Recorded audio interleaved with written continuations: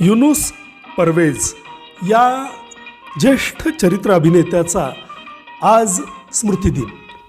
1960 ते 2000 या टप्प्यामध्ये जवळपास 400 चित्रपटांमधून भूमिका केल्या. अर्थात त्यातल्या सर्व भूमिका या हिंदी चित्रपटांमध्ये होत्या.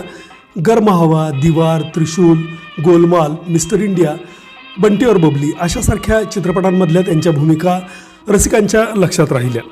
सहज, दिलखुलास, मोकळा ढाकळा असा त्यांचा अभिनय रसिकांना आवडायचा. 1998 साली त्यांनी समाजवादी पार्टीकडून निवडणूकसुद्धा लढवली होती, मात्र त्यात त्यांना यश मिळालं नाही. दीवारमध्ये त्यांनी साकारलेला रहीम चाचा लोकांच्या चांगलाच लक्षात राहिला होता.